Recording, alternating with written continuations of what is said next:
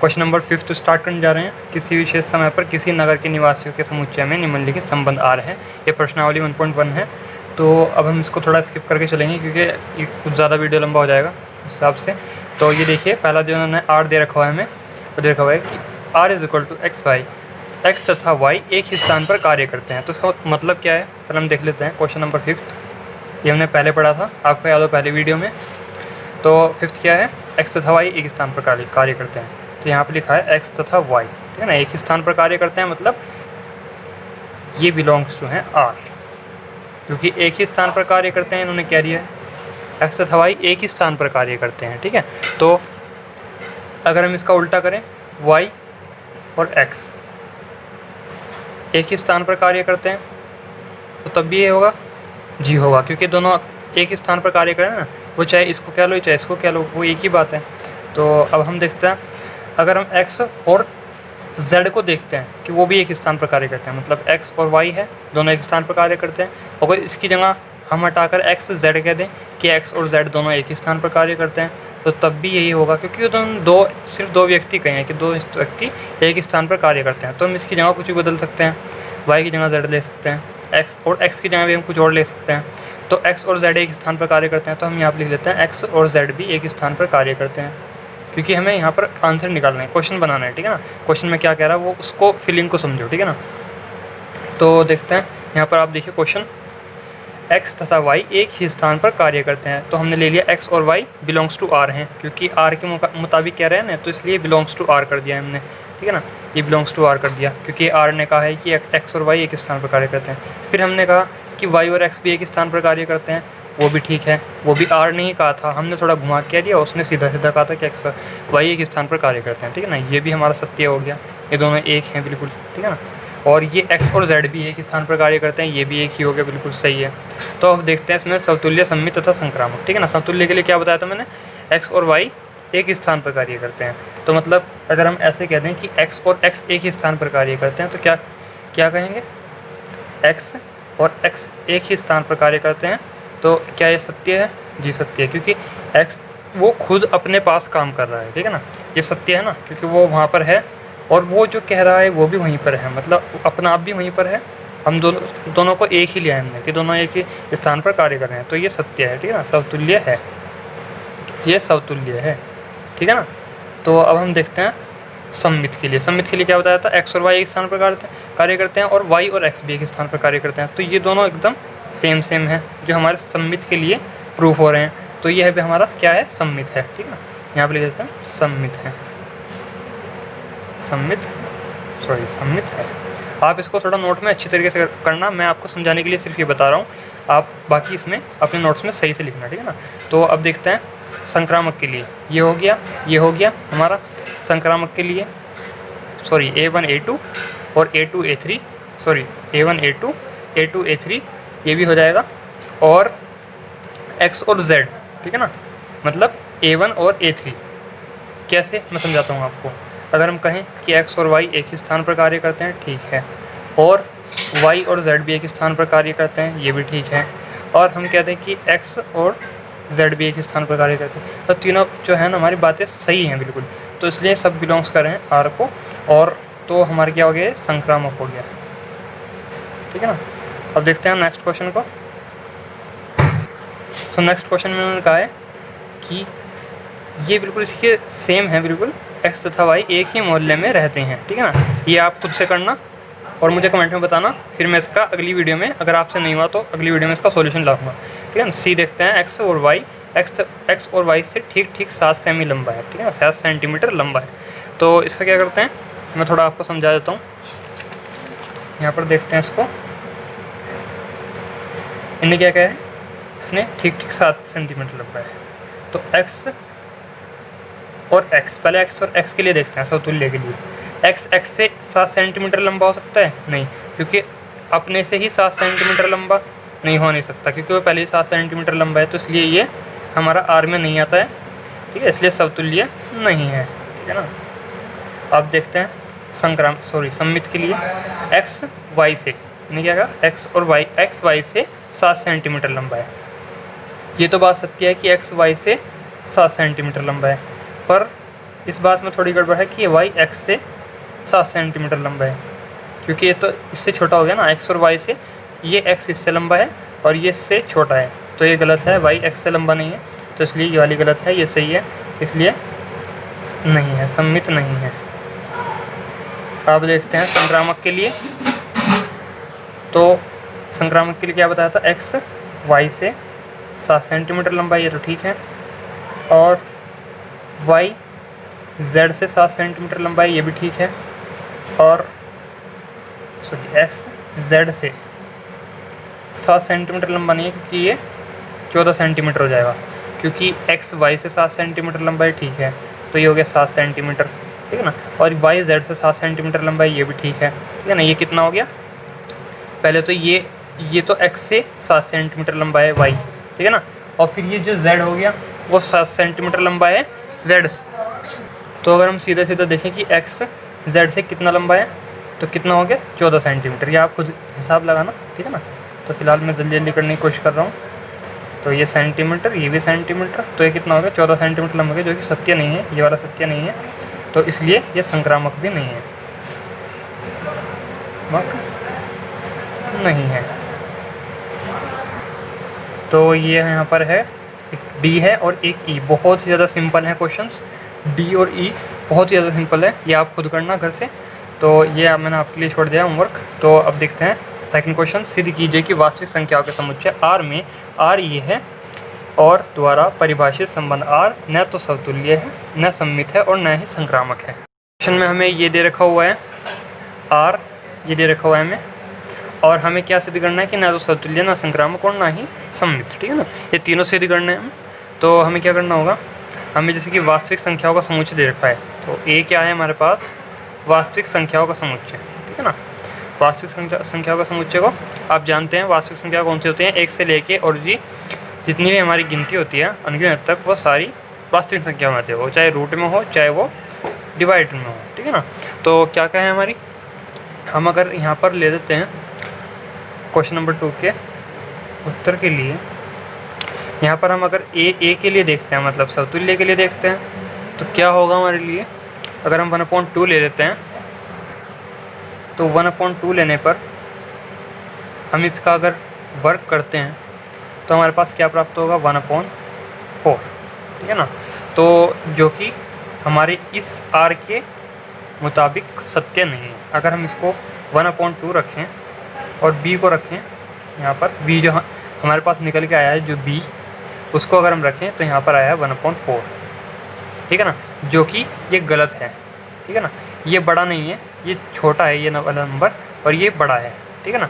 तो कि और ये जो दिखा रहा है ये गलत है। तो कि अगर हम इसका 1 से 4 की डिवाइड करेंगे तो ये छोटा आएगा, 1 से 2 की डिवाइड करेंगे तो ये बड़ा आएगा, ठीक है ना। तो ये बड़ा हो गया, ये इधर होना चाहिए था, ये इधर होना चाहिए था, तो कि जो कि गलत है, तो इसलिए ये सत्य नहीं है, ये हमारा समतुल्य नहीं है, ठीक है ना। हम यहाँ पर लिख सकते हैं समतुल्य नहीं है, ठीक है ना। ये आप क्वेश्चन में सही तरीके से लिख लेना। अब देखते हैं सममित के लिए।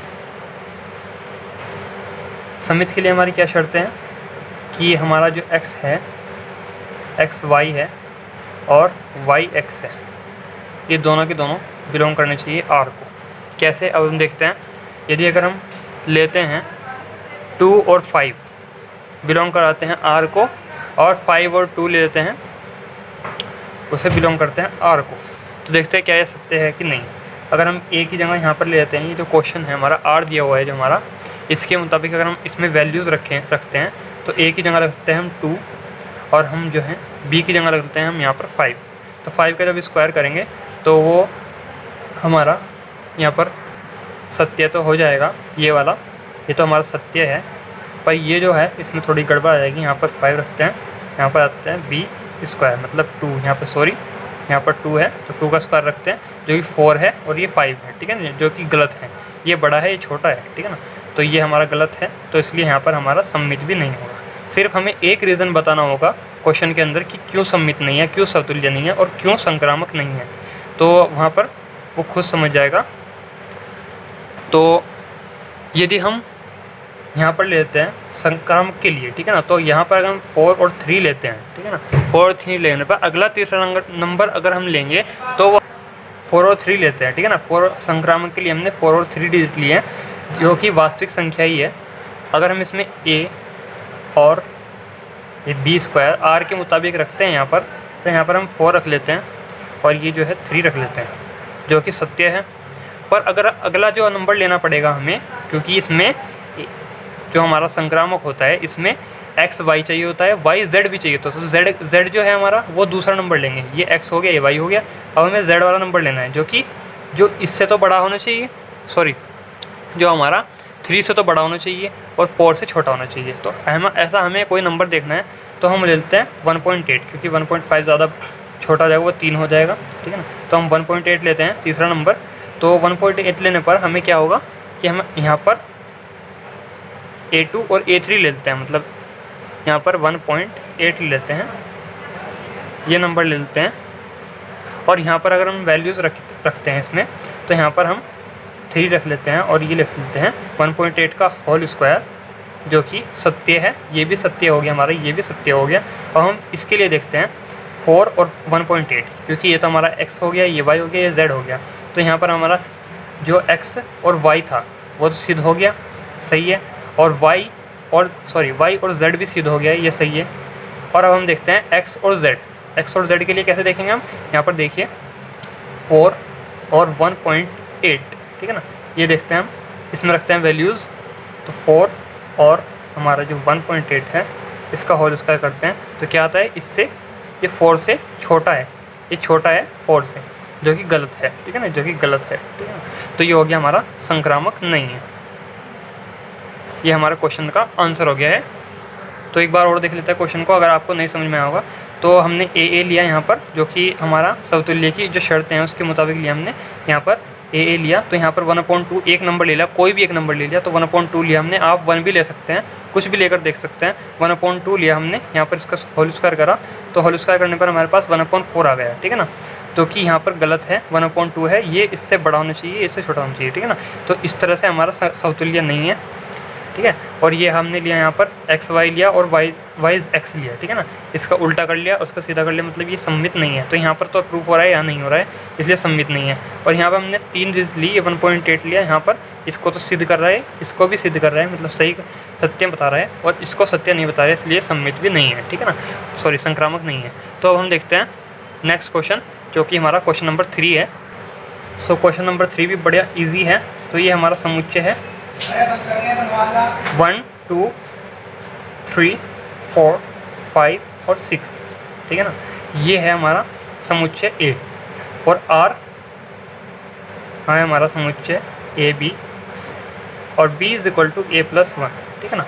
ये है। तो इसमें क्या होगा, हमें समतुल्य सम्मित तथा संक्रामक चेक करना है कि है या नहीं। तो हमें क्या करना होगा, पहले इसमें ये सारी वैल्यूज़ रखिए। यहाँ पर आप a रखिए, सॉरी 1 रखिए a की जगह, तो आपको b की वैल्यू मिलेगी, उससे आप r बनाना। यहाँ पर r जब बन जाएगा आपका, ऐसे ही आप सारी वैल्यूज़ रखना। यहाँ पर a की जगह 1 रखा, फिर उसके बाद 2 रखना है, फिर 3 रखना है, 4 रखना है, 5 रखना है। ऐसे रख के आप सारी वैल्यूज़ निकालिए और उसमें देखिए, चेक करिए कि समतुल्य है, सम्मित है, संक्रामक है, तो आप उससे पता लग जाएगा। तो ये बड़ा ईजी क्वेश्चन है, आप खुद कर लेना। तो हम देखते हैं क्वेश्चन नंबर 4, ठीक है ना। सो फ्रेंड्स, क्वेश्चन नंबर 4, ये जो दे रखा है हमें क्वेश्चन, सिद्ध कीजिए कि R में R = AB, A छोटा है B से, छोटा है और बड़ा है, छोटा है बराबर है B से, और द्वारा परिभाषित संबंध R समतुल्य तथा संक्रामक है किंतु सम्मित नहीं है। ये सिद्ध करना है, मैं सिंपल सा है, बहुत सिंपल क्वेश्चन है। जो R है वो हमें क्या दर्शाता है, वो प्रतीक है वास्तविक संख्याओं का, ठीक है ना। तो हमारा A समुच्चय हो गया है वास्तविक संख्या है, मतलब R, ठीक है ना। R जो होता है हमारा, ये बड़ा R होता है, इसको हम वास्तविक संख्याओं से दर्शाते हैं, ठीक है ना। ये R हो गया है, ठीक है ना। तो हमारी वास्तविक संख्याओं का समुच्चय हो गया है। और यहीं पर बस इसका यहीं पर डाउट होता है कि ये क्या है, क्या इन्होंने समुच्चय नहीं दिया हुआ है। तो सॉरी, ये ऊपर वाला क्वेश्चन है।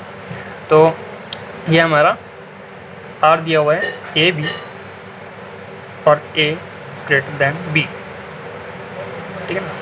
तो परिभाषित संबंध R समतुल्य सम्मित तथा संक्रामक। तो हम यहाँ पर 1 1 लेते हैं, थोड़ा जल्दी फास्ट करता हूँ मैं क्वेश्चन को, क्योंकि वीडियो ज़्यादा लंबा हो जाएगा। तो 1 1 लेते हैं। तो 1 1 लेने पर हमारा देखिए ये सत्य है या नहीं, क्योंकि ये भी वास्तविक संख्याओं में आता है और ये भी, ठीक है ना। तो यहाँ पर देखते हैं ये समतुल्य है या नहीं। तो देखिए यहाँ पर अगर हम इसमें वैल्यूज़ रखते हैं इक्वल टू पी, कैसे, यहाँ पर देखिए 1 रखते हैं और ये बी रखते हैं, तो सॉरी यहाँ पर 1 रखते हैं, तो इसको हम सॉल्व करेंगे तो 1 इज़ इक्वल टू 1। तो यहाँ पर हमारा जो समतुल्य है वो सिद्ध हो रहा है, तो इसलिए ये हमारा समतुल्य है।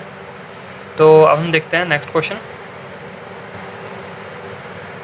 सॉरी नेक्स्ट क्वेश्चन नहीं, अब हम देखते हैं नेक्स्ट स्टेप, ठीक है ना, सममित के लिए। तो सममित के लिए कैसे चेक करेंगे हम, यहाँ पर देखिए ये वास्तविक संख्याओं का समुच्चय R है, तो इसमें से हम कोई भी वैल्यूज़ ले लेते हैं, जैसे कि हम ले लेते हैं यहाँ पर 1 2, तो 1 और 2 के लिए देखते हैं 1 और 2 बिलोंग करते हैं R को, क्योंकि ये वास्तविक संख्याओं का समुच्चय है और इसमें भी ये सिद्ध कर रहे हैं एक दूसरे को। यहाँ पर अगर हम 1 रखें और यहाँ पर 2 रखें तो 1 जो है वो 2 से छोटा है, तो इसलिए सिद्ध कर रहे हैं, तो ये सही है, ये वाला सही है। हम देखते हैं 2 1 के लिए, 2 और 1 के लिए देखते हैं, तो यहाँ पर देखते हैं R, तो ये जो 2 है वो 1 से छोटा नहीं है, वो बड़ा है, इसलिए अगर हम यहाँ पे वैल्यूज़ रख के देखेंगे तो वो यहाँ पर इसकी पुष्टि नहीं करेगा, तो इसलिए ये रॉन्ग है, मतलब ये सम्मित नहीं है। आप यहाँ पे सिंपल से लिख सकते हैं सम्मित नहीं है, ठीक है ना। अब देखते हैं संक्रामक के लिए, तो अगर हम यहाँ पर संक्रामक के लिए देखते हैं तो 1 और 2 ये बिलोंग करते हैं हमें R को, ये सत्य है, जो हमने यहाँ पर देखा ये सत्य है। और हम देखते हैं 2 और 3 के लिए, जो कि सत्य है, अगर यहाँ पर 2 रखें और यहाँ पर 3 रखें तो ये सत्य करता है इस बात को, ठीक है ना।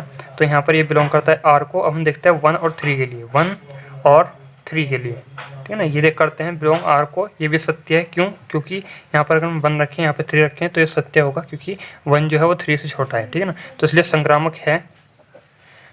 तो